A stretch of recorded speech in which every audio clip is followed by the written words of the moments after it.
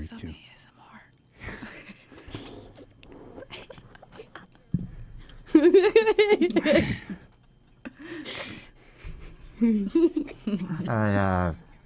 Yeah, keep it alive, James.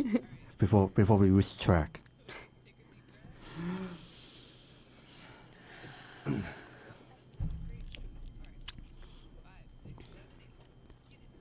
Hello, everyone. Welcome to another episode of Gavis Podcast.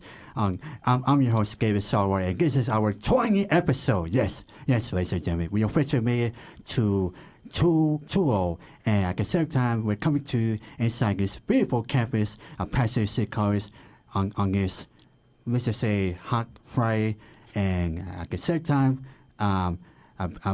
we're also coming to this beautiful schedule of Live Radio, and also being joined by my beautiful co-host, Michelle. Michelle, happy Friday to you. Happy Friday, David. Thank you for having me. And today we have a special guest, and she's my EOPS counselor. And for the first time, I'm interviewing my EOPS counselor, and her name is Nayeli Garcia, aka Nayeli. Nayeli, welcome to Gavis Podcast. Thank you for having me. Happy Friday. Happy Friday. Is this your first time on the podcast? It is. So I'm honored to be here, and I'm excited. I love PCC, so it's super cool that I get to take part of the Lancer Radio in David's podcast. Yes. We appreciate making it happen, especially you representing EOPS. All right. Now, are you ready for the topics and questions, Nene? I'm ready to be on the hot seat. Yeah, you're officially on the hot seat. Keep you warm. All right. Your first topic is academic counselor. And your first question is, how did you got your start as an academic counselor? Yeah, great question. So I've always been interested in psychology. Ever since I was in 8th grade, I was like, I really think I want to major in psychology. And I was also really passionate about education. So I actually at first thought that I was going to go into teaching. I thought that maybe I would be a teacher. And then I started thinking about, well, maybe I want to be a counselor in K through 12. And then through just talking through different people, as when I was a substitute teacher, I got to network and talk to different people. They saw that I was actually passionate about higher education. And they told me about academic counseling within the community colleges because I had no idea that this profession really existed. I actually, after high school, I went straight to university. So I didn't have the traditional community college transfer experience. And when I started learning more about this profession, I got in touch with a professor that was teaching and working here. And she allowed me to be her teacher assistant in the class for a semester. And I loved the work that I was doing. She helped me apply to my master's programs. And then from there, through internships, I found myself here and as a counselor. So that's a little bit of my journey. Yeah, and what is some advice you'd give to someone wanting to follow in a similar path towards counseling? Yeah, I would say look into master's programs because you will need a master's in counseling if you want to be an academic counselor. The really awesome thing is that there is financial aid for master's programs, and that was something that I didn't know. I think a lot of people don't know. I think we all think that master's is going to be out of pocket, right? There's no more financial aid. But I found out through a friend that if you go to a Cal State, they have something called the State University Grant, SUG. You fill out the FAFSA the same way that you do it for your, that you guys currently do it for PCC and, if you want to transfer out. So that was great help because I basically got a free full ride. I got my master's from Cal State LA. So I would say for those interested, look into master's programs at the Cal State if you want to try to maybe get, free tuition. And while you're in your program, look to work at community colleges as professional experts or success coaches, academic coaches. Nice. By the way, I think I could say on the top of Gavis Podcast, yes. My first Flander, he's back on Gavis Podcast because Flander, he told me this story. He told me, Gavis, I want to be back on Gavis Podcast. So, Flander, you're back on Gavis Podcast again. Congrats, Flander. Thank you, Gavis. All right, back to Gavis Flander. All right, now we should check in this podcast. Anywho, question number two, Nayeli, what was your first job as a counselor? Yeah, my first job in the counseling field was here. PCC is where it all started for me. And then after having been a counselor for a year, which I got hired in 2022. So then in 2023, I got hired with Glendale Community College. So I work at both campuses part-time. Oh, and how's your experience been since starting?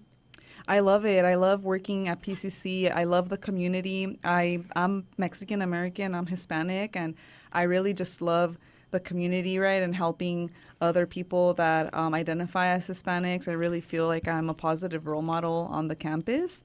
With Glendale, I love the diversity. In Glendale, there's a lot of Armenian students, Russian students as well, and I really love that the staff are less likely to know Spanish. Here in Pasadena, I feel like a good amount of staff know Spanish, so I really feel like I get to put in my Spanish speaking skills to use in Glendale. Oh, that's amazing. Nice. All right, now your third question. What is academic counselor means to you?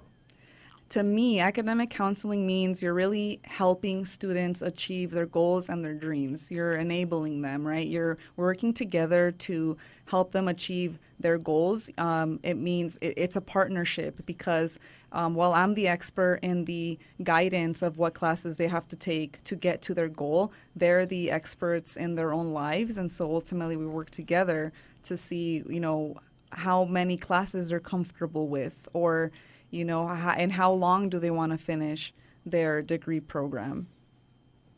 That's amazing. And like to get in as an appointment, is it difficult or is it like more easy than having to set an appointment with like a counselor from somewhere? Yeah, so I do counseling for two programs on campus, the EOPS program and also one of the foster youth programs on campus.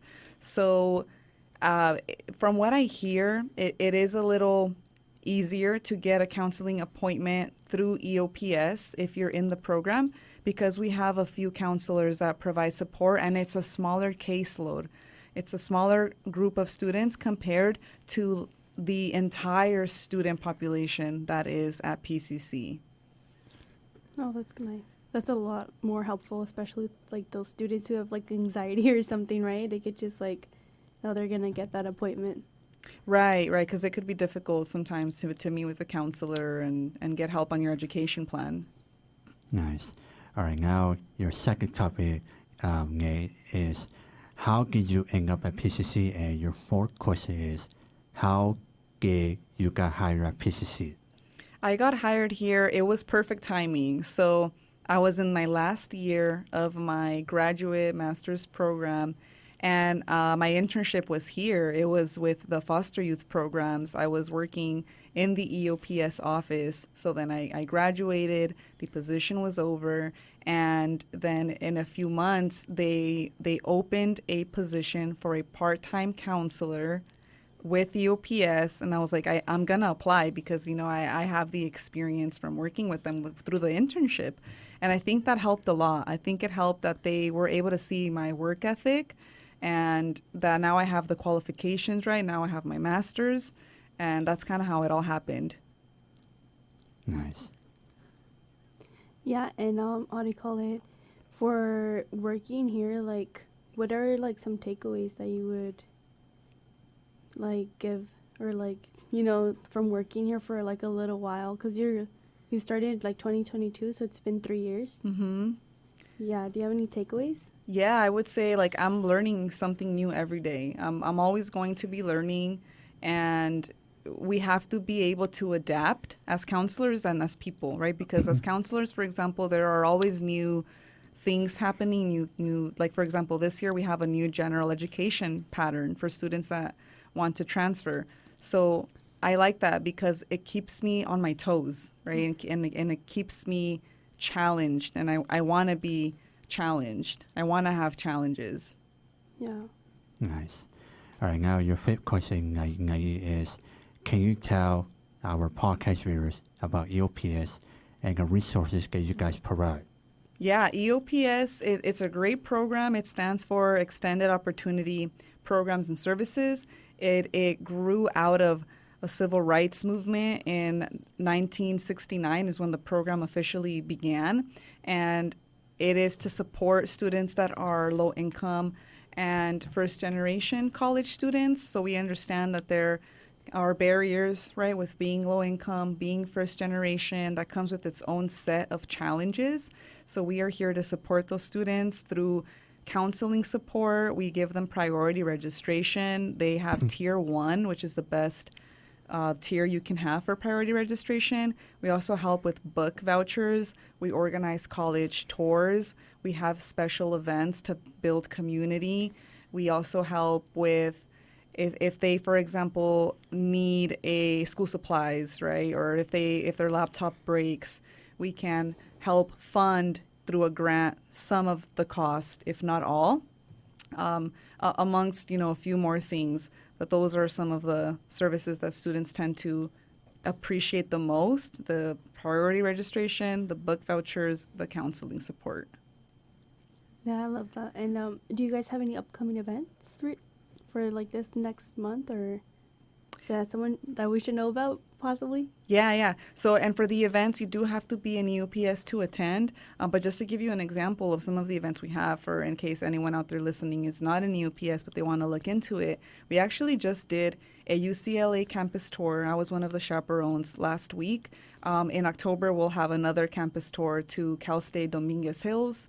I also led an activity recently on playing charades. That's for students to get to know each other, build community. We also have coffee with coaches, so students are able to meet with their success coach, get to know them, have some coffee. And then we have, in the next coming months, we have workshops on time management, nutrition, financial literacy, and a few more.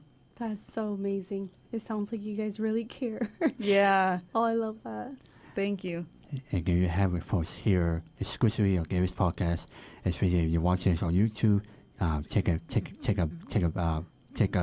advantage of the upcoming EOPS events, especially I went to some of the copy workshops like 3 years ago. And also I want to give a shout out to the people at EOPS. I want to give a shout out to DJ, Ria, and also Dr. Morales, and as well the EOPS Success Coach was Cameron Manny. So I want to give a shout out to most people because EOPS, they're the best, especially I also want to give a shout out to you, Nayeli, especially you're the first EOPS counselor on this podcast. So I want to give a shout out to them. All right, now let's see, what question am I? Okay, I'm about to lose track of my questions. Go! All right, your sixth question, Nayeli, is tell us what you do at EOPS. So a big part of my job at EOPS is supporting students with their goals, their career goal, their academic goals. And so a lot of that is going to be the education plan, as well as looking into transfer requirements if they want to transfer, helping them research different universities or different community colleges, because not every major is offered at a university. For example, anesthesia technology or rad tech, there's very, very few universities that offer that major. So usually students get an associate's degree in that, but they have to apply to the program. So it's really helping them with all of that. But I would say another really important job is the counseling piece, right? Because we are academic counselors. So we're counselors first, then education planning experts. And so that means really checking in with the students. How are you doing? Sometimes a simple question like how are you doing can lead a conversation into now I know that they're struggling, right? Maybe through like a breakup or family problems, or maybe they just got laid off. Maybe their car got repossessed. So through asking that question, how are you doing? Let's check in. Sometimes it just opens up other conversations, and it's important that I know because, as you guys know as students, right, it's really important that you're doing well so that you can do well in your classes, right? Your mental health and emotional well-being is important. Yeah. And for those who don't know, like me, how do you apply to be an EOPS? Like, do you have to do like an orientation, or do you have to just wait for the semester to start, or how do you like enroll on to be a part of it? Yeah, great question. So we are currently accepting applications. You can go online, pasadena.edu, and search for EOPS. You'll see the application there. To be eligible, you do have to have a financial aid application on file, and we have to see that you are low income, right? And we have to also see that you're first generation. That one's more of an honors. We'll take your word for it. You have to be enrolled in 12 units or more. And if you meet the eligibility, which many students do, then you do an orientation. And upon doing the orientation, then you can start seeing the counselors and receiving some of those resources, and get to go on these trips and participate in the events. Lovely. Thank you. Yeah. All right, now it's time for the last questions. Question number 7: If you were a counselor, where do you see yourself doing? If I wasn't a counselor, well, I'm also really interested in financial literacy. I love learning about how to make your money work for you, right? And because I feel like that's a subject that is not taught in school, but it's a very important life subject to know about. How to make your money work for you, budgeting, very important, investing, right? Stocks, index funds, all of that. So I love learning about that. I also love learning about nutrition. I love learning about just health in general. So possibly maybe that. But I also really like photography, and I do freelance photography on the side. And I love traveling. So when I travel, I get to make like travel videos and travel photography. So, if I can do anything in the world right, in theory, I think I would probably be like a world travel photographer. Oh, that'd be so cool. Yeah, and then you'd probably be like, people could like hire you from different countries. That would be amazing. That'd be so cool. Yeah.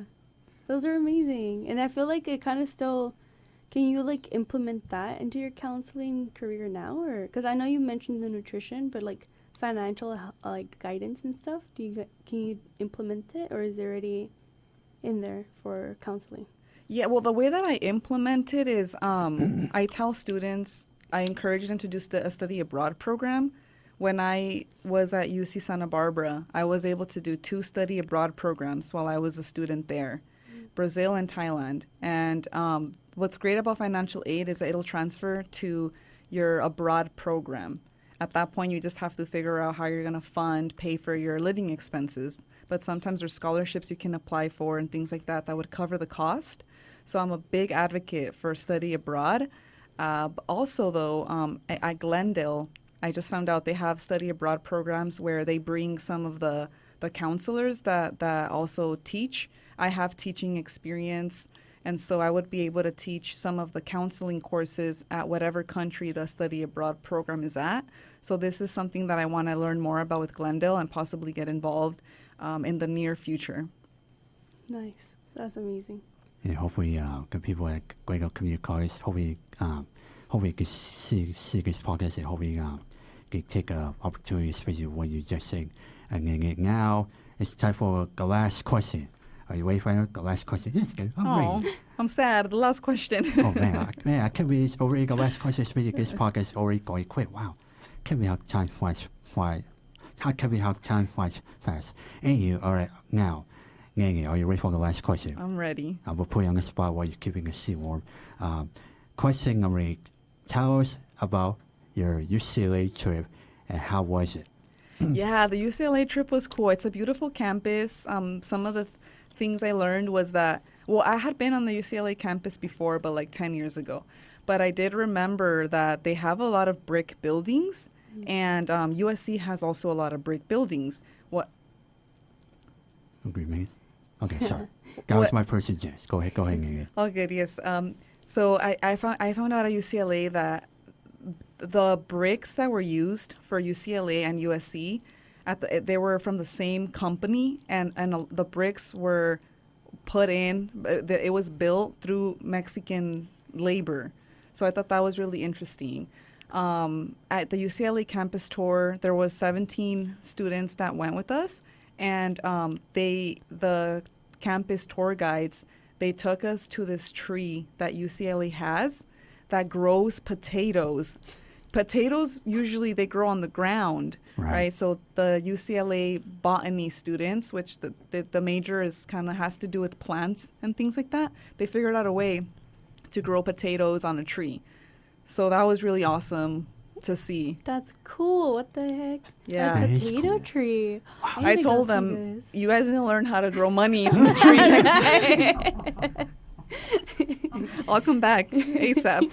Yeah, I should be back on the podcast ASAP, like you just said. Go ahead, Michelle.